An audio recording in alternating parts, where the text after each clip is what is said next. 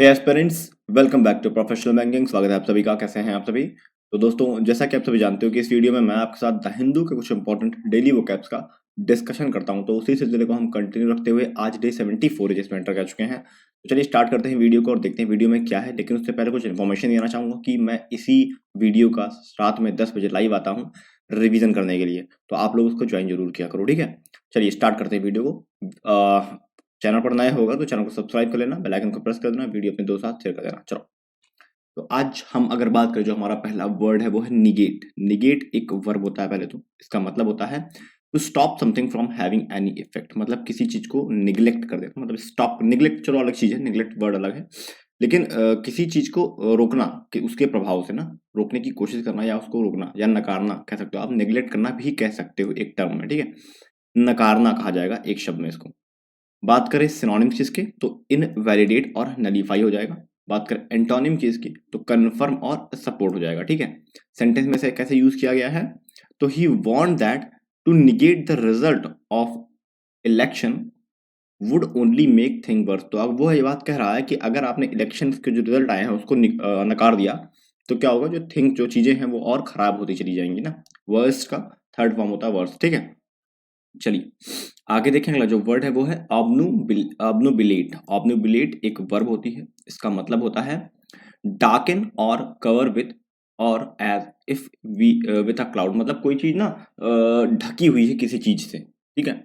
Dark है, मतलब दिख नहीं रही प्रॉपर तरीके से, विजिबल नहीं है, वो होती है ऑब्नुबिलेट। ऑब्नुबिलेट, ठीक है? तो आप धुंधला कह सकते हो एक शब्द में अगर कहना चाहो इसको तो, ठीक है? सिनोनिम की बात कर लें तो ब्लर है, ऑब्सक्योर है। ऑब्सक्योर होता है जो चीज धुंधली होती है, दिखाई नहीं दे रही होती सही से। एंटोनिम की बात करें तो कॉन्स्पिशियस है, ग्लोरियस है, ठीक है? मतलब साफ साफ दिखाई दे रही है। बात करें सेंटेंस में से कैसे यूज किया गया, तो memories obnubilated by the passage of time. मतलब मेमोरीज जो होती हैं वो समय के साथ साथ धुंधली हो जाती हैं। हर बार ऐसा नहीं होता पर हो जाती हैं, ठीक है? चलिए आगे देखें। अगला जो वर्ड है वो है हेफ्ट। हेफ्ट एक वर्ब होती है। इसका मतलब होता है लिफ्ट और कैरी समथिंग हैवी। मतलब किसी चीज को, कोई भारी चीज उठाकर चलना, या किसी चीज का बोझ लेकर अपने कंधों पर चलना, ये भी होता है हेफ्ट का मतलब, ठीक? मतलब एक शब्द में बोले तो भार उठाना आप कह सकते हो किसी चीज का। जैसे कई बार ना पिताजी लोग जो होते हैं, पिता हमारे होते हैं, वो अपने परिवार का भार उठाकर चलते हैं, तो वो हेफ्ट वहां पर यूज किया जा सकता है, ठीक है? सिनोनिम की बात करें तो हैवीनेस है और होएस्ट है, ठीक? एंटोनिम की बात करें तो वीकनेस है और हेल्पलेसनेस है, ठीक है? और सेंटेंस में से कैसे यूज किया गया है, तो he hefted the heavy camera up on to his shoulder. उसने एक बहुत भारी भरकम कैमरा अपने शोल्डर पर उठा रखा है, ऐसा इस सेंटेंस में बोला गया है। चलिए आगे देखें। अगला जो वर्ड है वो है एडेज। एडेज नाउन होता है। इसका मतलब होता है a well known phrase expressing something that is always true about people or word।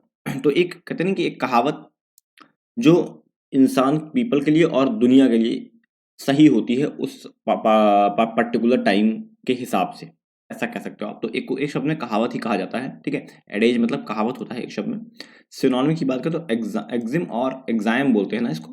हाँ, और प्रोवर्ब, दो चीज होता है इसका सिनोनिम, ठीक है?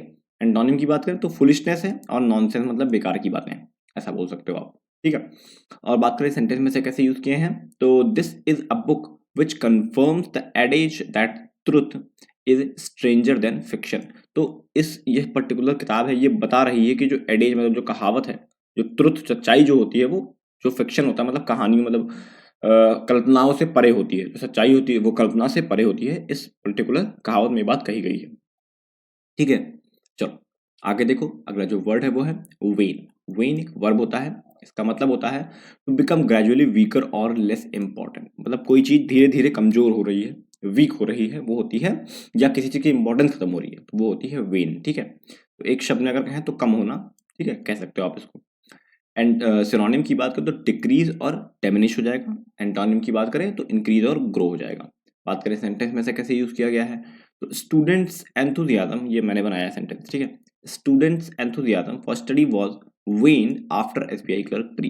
तो एसबीआई क्लर्क प्री के बाद जो स्टूडेंट्स हैं उनका एंथुजियाज्म कम हो गया है धीरे धीरे अब, क्योंकि ठंडक भी बहुत ज़्यादा है, ये भी कह सकते हो एक रीज़न हो सकता है। और फ्री हो गया, अब कोई एग्जाम नहीं अगले 6 महीने, तो लोग अब कम आ रहे हैं, पढ़ाई कम कर रहे हैं, जैसे अब कहा जाता है पढ़ाई कम कर रहे हैं। चलिए आगे देखते हैं, अगला जो वर्ड है वो है अनसाउंड। अनसाउंड एडजेक्टिव होता है, ठीक है। इसका मतलब होता है containing mistakes that you cannot rely on, मतलब लगातार कोई इंसान या कोई चीज, कोई मशीन मिस्टेक कर रही है जिस पर आप भरोसा नहीं कर सकते, ठीक है, ऐसा बोल सकते हो अनसाउंड है, ठीक है।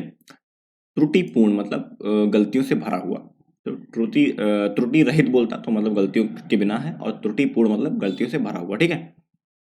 सिनोनिम की बात करें तो फ्लिम्जी है और शेकी हो जाएगा। एंटोनिम की बात करें तो फ्लॉलेस है और परफेक्ट है, ठीक है। सेंटेंस में से यूज किया गया है इसकी, द जज accepted that the police had no knowledge of the defendant's unsoundness of mind. तो जज को ये बात एक्सेप्ट करनी पड़ी कि पुलिस के पास कोई नॉलेज नहीं थी कि जो डिफेंडेंट यानी जो वहां पे जो जिसको आपने जिसके ऊपर केस चल रहा था उसको, उसका जो दिमाग है वो त्रुटिपूर्ण है, मतलब अनसाउंड है, उसे पता नहीं क्या चीज़ सही है क्या चीज़ गलत है, ऐसा कह सकते हो आप, उसमें प्रॉब्लम है, ठीक है, ऐसा बोल सकते हो, ठीक है। तो ये इस तरह सेंटेंस में यूज किया गया। चलिए आगे देखते हैं, अगला जो वर्ड है वो है फोर्टिफाई। फोर्टिफाई एक वर्ब होती है, इसका मतलब होता है to add something nutrient, add something nutrient, ठीक है, किसी चीज कोई न्यूट्रिएंट मिलाना, alcohol etcetera to improve the quality and strength of the food or drink. मतलब किसी चीज में, ये जनरली फूड या ड्रिंक के बारे में ही कहा जा रहा है कि किसी चीज की क्वालिटी को बढ़ाने के लिए कोई अलग से चीज लाके उसमें ऐड कर दो, ठीक है, तो वो होता है फोर्टिफाई करना, ठीक है। और फोर्टिफाई का एक मतलब और भी होता है कि वृद्धि करना, मतलब कह सकते हो आपकी मतलब फलना फूलना भी कह सकते हो फोर्टिफाई करना, तो मजबूत बनाना इसका मतलब हो जाए, ठीक है। एक शब्द में कहें अगर तो सिनोनिम की बात करें तो स्ट्रेंथन और रेनफोर्स करना। एंटोनिम की बात करें तो वीकनेस और डाइल्यूट करना होता है, ठीक है। बात करें इसको सेंटेंस में कैसे यूज किया गया है, तो health drinks are fortified with vitamin and protein. जो हेल्थ ड्रिंक होती हैं वो विटामिन और प्रोटीन से भरी होती है, मतलब उसमें विटामिन प्रोटीन मिलाया जाता है, ठीक है, फोर्टिफाई किया जाता है मजबूत बनाने के लिए उसको, ठीक है। चलिए आगे देखें, अगला जो वर्ड है वो है फ्लैग्ड। फ्लैग्ड एक वर्ब होती है, इसका मतलब होता है mark an item for attention और ट्रीटमेंट इन अ स्पेसिफाइड वे। मतलब फ्लैग्ड करने का मतलब होता है किसी चीज, बुक मार्क करना, पता है बुक मार्क क्या होता है? बुक मार्क करने का मतलब कि वो चीज सबसे अलग दिखे, फ्लैग कर दो, उस पर टैग लगा दो, ऐसा बोल सकते हो कि किसी आइटम को मार्क कर दो ताकि उस पर अटेंशन लोगों की जाए, ऐसा बोल सकते हो आप, ठीक है। एक शब्द में कहें तो संकेत देना, इशारा करना, ऐसा बोल सकते हो आप, ठीक है। और सिनोनिम की बात करें तो इंडिकेट और आइडेंटिफाई हो जाएगा। एंटोनिम की बात करें तो हाइड और कंसील हो जाएगा। बात करें सेंटेंस में इसे कैसे यूज किया गया है, तो the problem of this sector have been flagged up for some time. तो इस पर्टिकुलर सेक्टर की जो प्रॉब्लम है उसे कुछ दिनों के लिए मतलब चिन्हित करके रखा गया कि भाई ये सेक्टर में, इस सेक्टर में ये प्रॉब्लम्स हैं, ऐसा बोल सकते हो, ठीक है। सेंटेंस में ऐसा यूज हुआ इसका। चलिए आगे देखें, अगला जो वर्ड है एक्सक्यूरिशिएट। एक्सक्रूशिएट होगा, क्यूरिशिएट नहीं, एक्सक्रूशिएट होगा, ठीक है। एक्सक्रूशिएट एक वर्ब होता है, इसका मतलब होता है extremely painful causing intense suffering. कोई चीज बहुत ही ज्यादा पेनफुल है, कोई जो आपको बहुत ज्यादा तकलीफ दे रही है, वो होती है एक्सक्रूशिएट, ठीक है। तो पेनफुल का जगह आप इसको यूज कर सकते हो कि एक्रूशिएट है ये चीज, ऐसा बोल सकते हो आप, ठीक है। तो कष्टदायी है, परेशानी देने वाला, ऐसा बोल सकते हो, दर्दनाक, पीड़ा देने वाला, ठीक है। सिनोनिम की बात करें तो एंग्विश है और बोदर कर रही है, परेशान कर रही है, ठीक है। और एंटोनिम की बात करें तो प्लीजेंट और रिलैक्सिंग हो जाएगा। बात करें इसको सेंटेंस में कैसे यूज किया गया है, तो I was excruciating pen and one leg, I was in excruciating pen, excruciating मतलब बहुत ही ज्यादा पीड़ा में हूँ, और and one leg without move, और मेरा एक पैर मूव भी नहीं कर रहा, हिल भी नहीं रहा, ऐसा ही सेंटेंस में बोला गया, ठीक है। चलिए आगे देखें, अगला जो वर्ड है वो है प्रिवेल। प्रिवेल एक वर्ब होती है, इसका मतलब होता है to win or to be accepted especially after a fight or discussion. मतलब कोई चीज कहीं फतह पा लेना, आपकी अपनी बात को मनवा लेना, ऐसा कह सकते हो, अपनी चीजों को आप मनवा लो दूसरों से, ठीक है। जीतना या स्वीकार किया जाना, कहीं पे एक्सेप्ट कर लिया जाना, ठीक है। खासकर लड़ाई या चर्चा के बाद जनरली बोला गया, लड़ाई या चर्चा हो जाती है और आपकी जीत हो जाती है, तब वहां पे आप प्रिवेल वर्ड का यूज करते हो, आई प्रिवेल्ड दिस कॉन्वर्सेशन या आई प्रिवेल्ड दिस दैट कर सकते हो, ठीक है। एक शब्द में कहें तो स्वीकृत करना, इसका एक शब्द हो जाएगा, वन वर्ड हो जाएगा। और सिनोनिम की बात करें तो ट्रायम्फ और विक्ट्री हो जाएगा। एंटोनिम की बात करें तो लूज और फेल हो जाएगा, ठीक है। बात करें सेंटेंस में से कैसे यूज किया गया है, तो in the end justice prevailed and the main were set free. अंततः यह हुआ कि जस्टिस की जीत हुई और जो इंसान था उसे फ्री कर दिया गया, बाइज्जत रिहा कर दिया गया, ठीक है, ऐसा बोला गया सेंटेंस में। चलिए तो गाइज आज मेरे पास इतने ही वर्ड थे। दो इंपॉर्टेंट वर्ड आपके लिए लेकर आया हूँ, एक है वेन और दूसरा है प्रिवेल। प्रिवेल अभी बताया मैंने आपको। तो अगर आप यहाँ तक आए हो तो एक सिनोनिम एक एंटोनिम लिख कर जाना कमेंट बॉक्स में, और कोशिश करना एक सेंटेंस अगर बना सकते हो तो बनाना जरूर, ठीक है। चलिए, फिलहाल वीडियो में इतना था। वीडियो अच्छा लगा हो तो लाइक कर देना, चैनल को सब्सक्राइब कर लेना, बेल आइकन को प्रेस कर देना, वीडियो अपने दोस्तों के साथ शेयर करना बिल्कुल भी मत भूलना।